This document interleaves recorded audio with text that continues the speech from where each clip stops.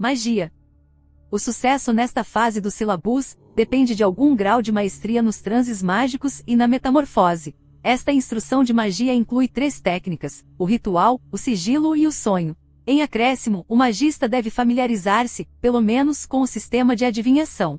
Cartas, runas, cristais, pêndulo ou vara adivinhatória. Os métodos são infindáveis. Com todas as técnicas, vise o silêncio da mente e deixe a inspiração prover algum tipo de resposta. Seja lá que tipo de sistema simbólico ou instrumento for utilizado, eles ajudam só para prover um receptáculo ou amplificador para habilidades interiores. Nenhum sistema de adivinhação deve ser excessivamente aleatório. A astrologia não é recomendada. O ritual é a combinação do uso de talismã, armas, gestual, sigilos ou senhas visualizadas, palavras mágicas e transe mágico. Antes de proceder com sigilo ou sonho, é essencial desenvolver um ritual de banimento. Um ritual de banimento bem constituído tem os seguintes efeitos: prepara o magista mais rapidamente para a concentração mágica do que qualquer exercício de transe mágico. Capacita o magista a resistir a obsessões se forem aparecendo problemas, com as experiências de sonho ou com os sigilos, tornando-os conscientes. Também protege o magista de quaisquer influências ocultas hostis que, porventura, o assaltem. Para desenvolver um ritual de banimento, primeiro adquira uma arma mágica, uma espada, uma adaga, uma varinha, ou talvez, um anel largo. O instrumento deve ser alguma coisa que impressione a mente e deve, também, representar as aspirações do magista. A vantagem de forjar à mão o próprio instrumento ou em descobrir neles algo de novo, de forma inusitada, não pode ser superestimado. O ritual de banimento deve conter os seguintes elementos no mínimo. Primeiro, o magista deve descrever um obstáculo sobre si próprio com a arma mágica. A barreira do obstáculo é, também, fortemente visualizada. Figuras tridimensionais são preferíveis. Segundo, o magista focaliza sua vontade numa imagem visualizada, por exemplo, a arma mágica, ou seu terceiro olho, ou uma bola de luz dentro de sua cabeça. Uma concentração de som pode ser usada em acréscimo ou alternadamente. Em terceiro, a barreira é reforçada com símbolos de poder desenhados com a arma mágica. A tradicional estrela de 5 pontas pode ser usada ou a estrela de 8 pontas do caos ou qualquer outra coisa. Palavras de poder também podem ser usadas. 4. O magista aspira ao vazio infinito, por um breve, mas determinado esforço, para parar de pensar. Figura 1. Diferentes formas de barreiras tridimensionais que o magista pode criar usando as armas mágicas. Sigilos. O magista deve requisitar algo que não esteja apto a obter pelos canais normais. Isto é algumas vezes possível interpretar como coincidência pela intervenção direta da vontade, provida disto que isto não coloque também uma grande força no universo. Um mero ato de estar querendo é raramente efetivo, pela vontade tornar-se envolvida num diálogo com a mente. Isto dilui a habilidade mágica de muitas formas. O desejo torna-se parte do complexo egóico, a mente torna-se ansiosa pela falha. Breve, o desejo original é uma massa de conflitos de ideias. A miúde, o desejo por resultados eleva-se somente quando isto tem de ser esquecido. Este último fato é a chave para sigilos e a maioria das formas de encanto mágico. Sigilos trabalham porque eles estimulam a vontade para operar subconscientemente, ultrapassando a mente. Liber Null 16.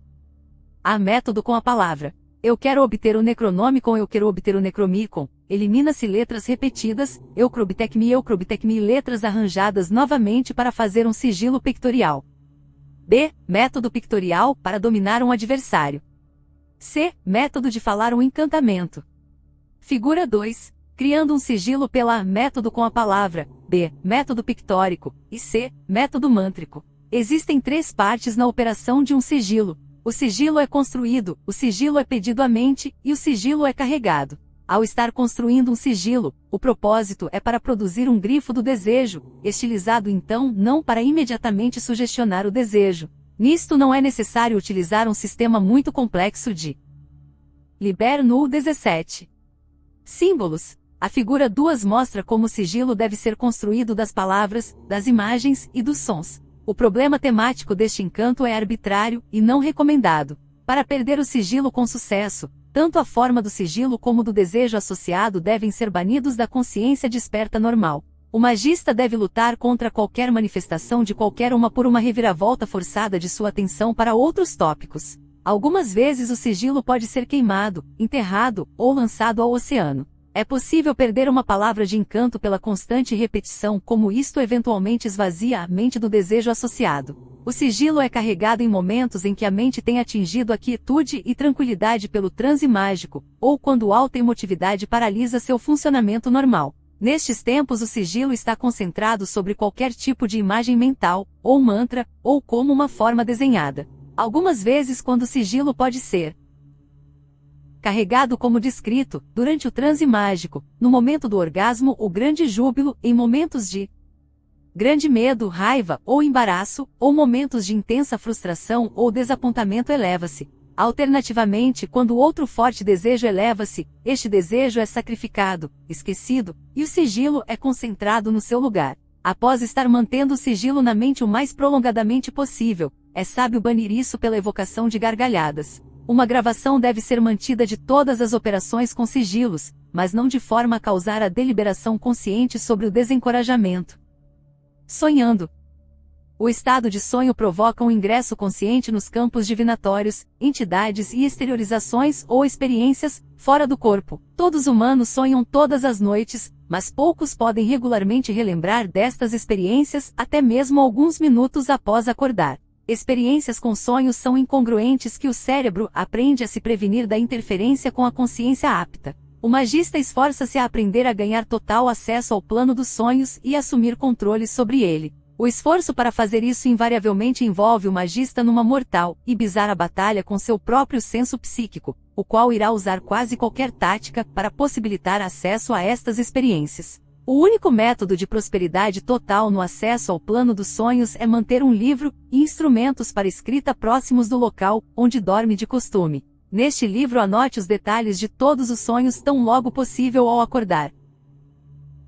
Para assumir controle consciente sobre os estados de sonho, é necessário selecionar um tópico para sonhar. O magista deveria começar com simples experiências, como o desejo de ver um simples objeto, real ou imaginário, e dominar isto antes de tentar a adivinhação ou exteriorização. O sonho é a organização por uma forte visualização do tópico desejado por outro lado numa mente silenciada, imediatamente após dormir. Para experiências mais complexas o método dos sigilos pode ser empregado.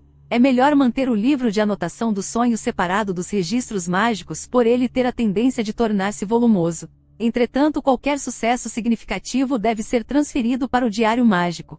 Apesar de que algumas pessoas ainda podem temer visão disto, um registro mantido diariamente dos sonhos é a mais clara garantia do sucesso no trabalho com o Liber MMM. É tanto uma operação de referência com o qual avaliarás o progresso, e mais significante, um estímulo para promover esforços.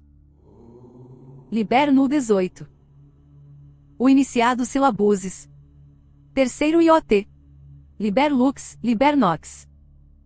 A arte mágica deve ser subdividida em vários caminhos, pela tonalidade ética da intenção, pelas qualidades morais dos efeitos, sendo elevada ou baixa, e assim por diante. A divisão favorecida aqui é mais temperamental. Magia branca inclina-se mais favorável à aquisição da sabedoria, e de um sentimento de uma fé no universo em geral. A magia negra trata mais de aquisição de poder e é reflexo de uma base de fé de uma pessoa em si mesma. Os resultados finais não parecem heterogêneos, pelos caminhos se encontrarem numa via impossível de se descrever. Iniciados estão na liberdade de operar com materiais de ambas as duas alternativas. O tão chamado caminho do meio, ou caminho da sabedoria, consiste na aquisição de ideias de segunda mão, é uma desculpa para não fazer nenhuma, e para se chegar a lugar nenhum.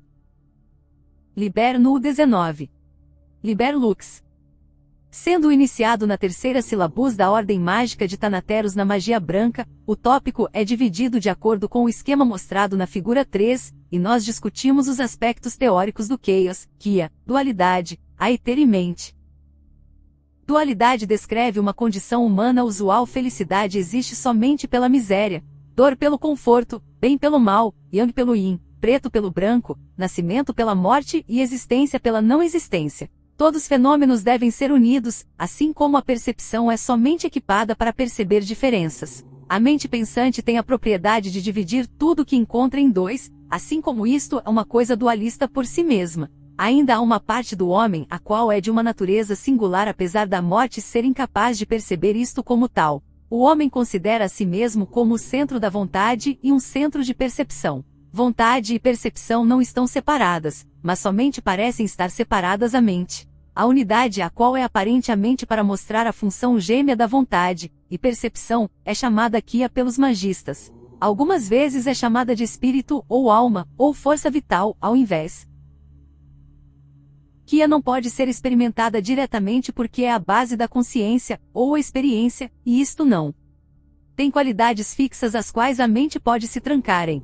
Kiya é a essência, isto é o eu elusivo, o qual confere autoproteção, mas não parece consistir de nada por si mesmo. Kiya pode algumas vezes ser sentido como êxtase ou inspiração, mas isto está profundamente enterrado na mente dualista. Isto é mais usualmente pego em armadilha de pensamentos incertos, errantes, e nas identificações com experiências, e no bando de opiniões sobre nossas vidas chamadas de ego. Magia está preocupada com o fornecimento ao Kiya de mais liberdade e flexibilidade, e com o provenimento de significado pelos quais isto possa manifestar-se em poderes ocultos. Kiya é capaz de um poder oculto porque isto é um fragmento de grande força vital do universo. Considere o mundo do aparente dualismo que nós habitamos. A mente vê uma imagem do mundo na qual tudo é duplo. Uma coisa é dita existente e exerce certas propriedades, sendo e fazendo. Isto chama-os conceitos de cura e efeito ou causalidade. Todos os fenômenos são vistos a serem causados por alguma causa prévia. Entretanto, esta descrição não pode explicar como tudo existe no primeiro local, ou até mesmo como uma coisa finalmente causa outra. Obviamente coisas têm originado e continuam a fazer uma outra acontecerem. A coisa responsável pela origem e contínua ação dos eventos é chamada de Chaos pelos magistas. Ela poderia tanto ser chamada de Deus ou tal, mas o nome Chaos é virtualmente significativo, e liberta da infância, das ideias antropomórficas da religião. Chaos também é a força a qual adiciona o aumento da complexidade ao universo pelas estruturas criativas, as quais não eram inerentes em suas partes componentes. Esta é a força que tem sido causa da vida envolver-se além túmulo, e é normalmente mais manifesta concentradamente na força vital humana ou Kiya, aonde isto é a fonte da consciência. Liber-no 20.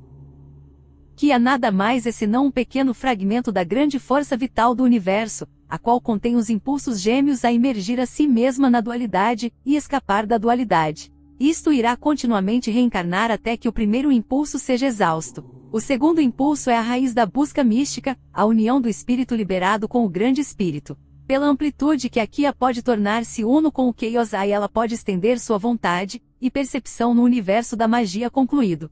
Entre Chaos e assuntos ordinários, e entre Kiya e morte, existe um campo de meia substância formada chamada de Aether. Isto é uma questão dualista, mas muito tênue, de natureza improvável. Isto é composto de todas as possibilidades as quais o Chaos expulsa, as quais ainda não têm se tornado realidades sólidas. Este é o meio pelo qual o Chaos inexistente traduz a si mesmo em efeitos reais. Isto forma um tipo de cenário de fundo fora do qual eventos reais e reais pensamentos materializam-se, pelos eventos aetéricos serem somente parcialmente envolvidos numa dualidade existencial. Eles podem não ter uma locação precisa no tempo e espaço. Eles podem não ter uma massa precisa de energia sequer, e então não afetam necessariamente o plano físico. Isto vem da natureza bizarra e indeterminada do plano aetérico que o Chaos toma seu nome, por ele não ser conhecido diretamente. Do plano aetérico da possibilidade nascente somente o que nós chamamos de sensível, causal, provável ou eventos normais, usualmente passam a tomar existência. Ainda como centro do Kiya ou Chaos em si mesmos, podemos algumas vezes chamar de manipulação do Aether coincidências muito raras ou eventos inesperados que tornam-se reais. Isto é magia. Até mesmo a ciência física tem começado a cometer a asneira de colocar no aetérico suas descobertas da indeterminância quântica e processos virtuais da matéria subatômica. Isto é o Aether, o qual envolve a essência central da força vital, com a qual o magista está preocupado. Suas funções normais estão como intermediárias do pensamento Kiya, ainda que suas propriedades sejam tão infinitamente mutáveis que quase qualquer coisa pode ser realizada com isso. Pensamentos dão a isso forma e Kiya dá a isto poder. Desta forma são vontade e percepção estendidos em áreas do tempo e espaço além da limitação física do corpo material. É a grande mutabilidade do Aether o qual tem dado elevação para tal desorientada variedade de atividades mágicas e suportado formas de pensamento por todo o universo. As diferenças, entretanto, são somente superficiais. Quando despidas do simbolismo local e terminologia, todos os sistemas mostram uma notável uniformidade de métodos. Isto porque todos os sistemas finalmente derivam da tradição do xamanismo. Isto é o fim de uma elucidação de sua tradição ao que o capítulo seguinte é dedicado.